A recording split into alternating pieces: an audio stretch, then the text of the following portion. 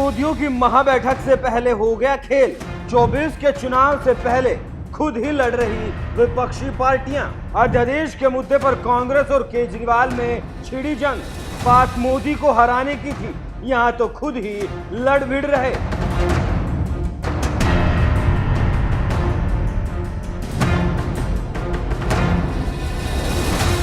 बिहार के मुख्यमंत्री नीतीश कुमार जब से बीजेपी से अलग हुए हैं, ऐसा लग रहा है उन्होंने पूरी ताकत बिहार में सरकार चलाने की बजाय मोदी को सत्ता से हटाने में लगा दी है। इसलिए पिछले कई दिनों से जहां देश भर में घूम घूम कर विपक्षी नेताओं को मोदी के खिलाफ एकजुट करने में लगे हुए थे, तो वहीं अब जब 23 जून को तमाम विपक्षी दलों के नेता बिहार की राजधानी पटना में होने वाली महाबैठक में आने के लिए राजी हो गए, तो इसी बीच दिल्ली के मुख्यमंत्री अरविंद केजरीवाल ने ऐसा दांव खेल दिया जिससे लग रहा है कि मोदी को हराने का सपना देख रहे नीतीश कुमार का सपना सपना ही रह जाएगा।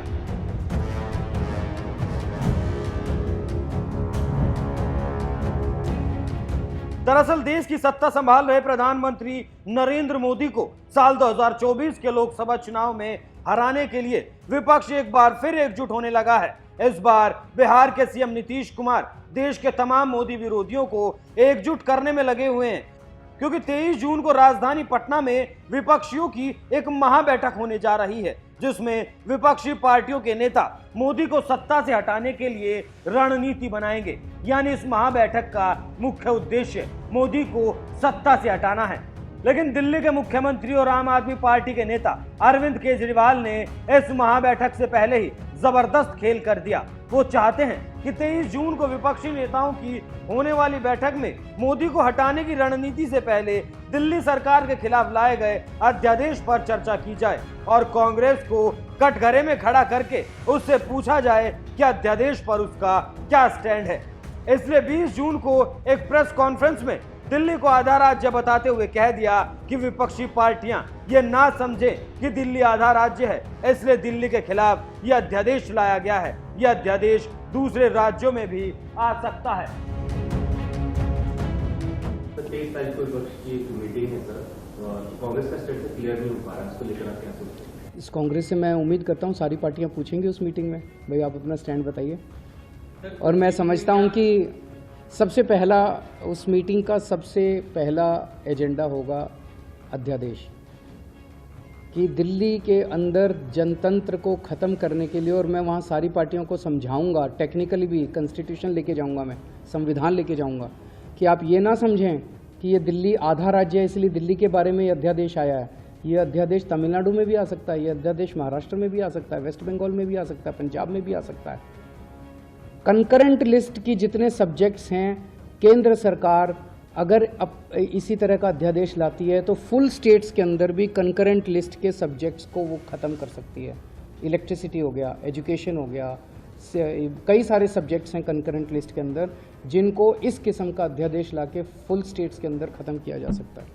ये बात तो आप भी जानते हैं कि जब से मोदी सरकार अफसरों के ट्रांसफर और पोस्टिंग के मुद्दे पर अध्यादेश लेकर आई है, दिल्ली के सीएम केजरीवाल बुरी तरह से बौखला गए हैं और देश भर में घूम घूम कर विपक्षी पार्टियों से समर्थन जुटा रहे हैं। अब तक ममता बनर्जी, अखिलेश यादव, उद्धव ठाकरे, शरद पवार, नीतीश कुमार जैसे विपक्षी नेताओं से वो मुलाकात कर चुके हैं। जैसे विपक्षी नेताओं से मुलाकात कर चुके सीएम केजरीवाल देश की सबसे बड़ी विपक्षी पार्टी कांग्रेस का भी समर्थन हासिल करना चाहते हैं और इसके लिए उन्होंने खुद 26 मई को एक ट्वीट भी किया था, जिसमें उन्होंने लिखा था, भाजपा सरकार द्वारा पारित अलोकतांत्रिक और असंवैधानिक अध्यादेश के खिलाफ संसद में कांग्रेस का समर्थन लेने और संघीय ढांचे और मौजूदा राजनीतिक स्थिति पर चर्चा करने के लिए आज सुबह कांग्रेस अध्यक्ष खड़गे जी और राहुल गांधी जी से मिलने का समय मांगा है।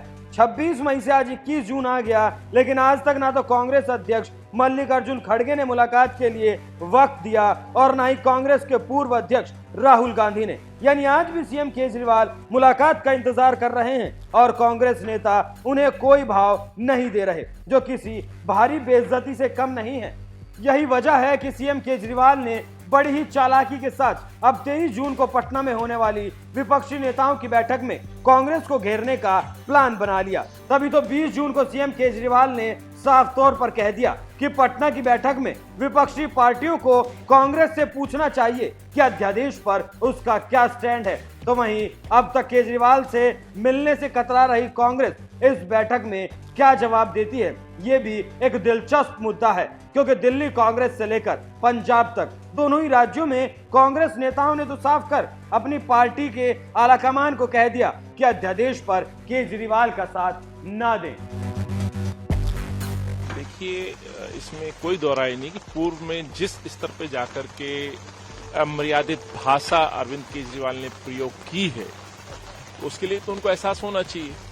दूसरा सवाल ये है कि जब पूरा विपक्ष एक तरफ खड़ा था तो अरविंद केजरीवाल साहब जो है भाजपा के गुणगान कर रहे थे, लेकिन वर्तमान जो परिस्थितियां हैं, जिस तरह ऑर्डिनेंस आया है, तो ये भी एक सवाल है। तो ये हाईकमान या लीडरशिप से जो उन्होंने अनुरोध किया है, ये अनुरोध स्वीकार करना या अस्वीकार करना, ये लीडरशिप का काम रहेगा, तो उसके निर्णय का इंतजार करना चाहिए। खबरें चल रही है कि आज मीटिंग हो सकती है, क्या आज मीटिंग हो सकती है? जैसे मैंने कहा, देश के परिप्रेक्ष्य में यदि कांग्रेस का शीर्ष नेतृत्व कोई निर्णय लेता है तो स्वीकार्य है, लेकिन हमें याद रखना चाहिए कि वाकई अरविंद को उस गलती का एहसास है या नहीं। दिल्ली कांग्रेस अध्यक्ष अनिल चौधरी ही नहीं, दिल्ली की पूर्व सीएम शीला दीक्षित के बेटे और कांग्रेस के पूर्व सांसद संदीप दीक्षित भी अध्यादेश के मुद्दे पर केजरीवाल का साथ देने के सख्त खिलाफ हैं। वो तो मोदी सरकार की ओर से लाए गए अध्यादेश का समर्थन भी कर रहे हैं। इस मुख्यमंत्री की, और मैं इतने इस बात से आश्चर्यचकित हूं कि बड़े बड़े नेता जिसके पास केजरीवाल जा रहे हैं, वो यूनियन टेरिटरी और राज्य का मतलब ही नहीं समझते हैं भाई, अंतर ही नहीं समझते हैं। ये तो समझे आप कि यूनियन टेरिटरी को वो अधिकार नहीं है जो पूरे राज्य को है। जो व्यवस्था आज है दिल्ली में, और इसमें मैं ऑर्डिनेंस का समर्थन करता हूं, क्योंकि मुझे लगता है ठीक तरीके से सुप्रीम कोर्ट ने ऑर्डिनेंस की दिल्ली की व्यवस्था को नहीं पढ़ा था। लेकिन याद रखिए, सुप्रीम कोर्ट ने भी ये कहा कि अगर आपको कानून में बदलाव करना है और सर्विसेज को रखना है तो आप कानून के तौर पर उसको बाय लॉ ले आइए, और वही भारत सरकार ने किया है।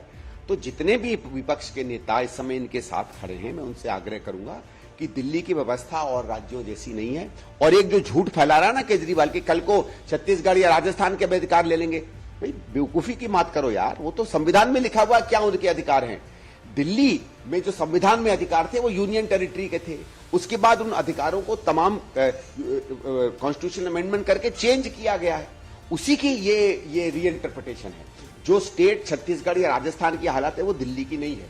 एक बार फिर यही केजरीवाल महाझूठ बोल के अपनी जान बचाने के लिए, अपनी गर्दन बचाने के लिए एक भ्रम फैला रहा है। देखिए, मेरे हिसाब से ऑर्डिनेंस सही है, क्योंकि सुप्रीम कोर्ट का जो जजमेंट था वो मेरे हिसाब से सही नहीं है। दूसरा, सुप्रीम कोर्ट ने भी कहा अपने शायद 94 या 95 पैराग्राफ नंबर में, मुझे ठीक से याद नहीं है, कि अगर भारत सरकार इस व्यवस्था को बदलना चाहती है तो अभी उसने प्रशासनिक आदेशों से बदला है, प्रशासनिक आदेशों की जगह उसको कानूनी तरीके से बदले, और वही भारत सरकार कर रही है।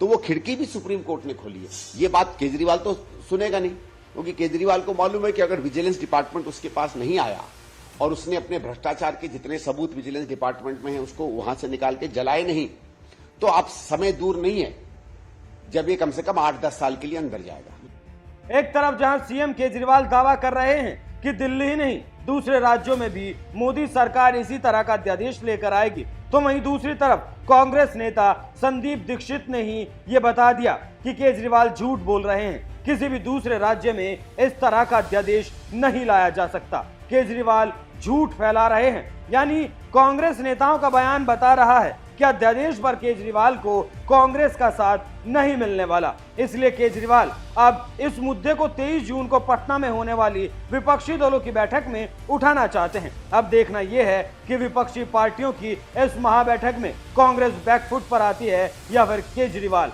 वैसे आपको क्या लगता है, क्या कांग्रेस अध्यादेश के मुद्दे पर केजरीवाल का साथ देगी? अपनी राय हमें कमेंट कर जरूर बताएं।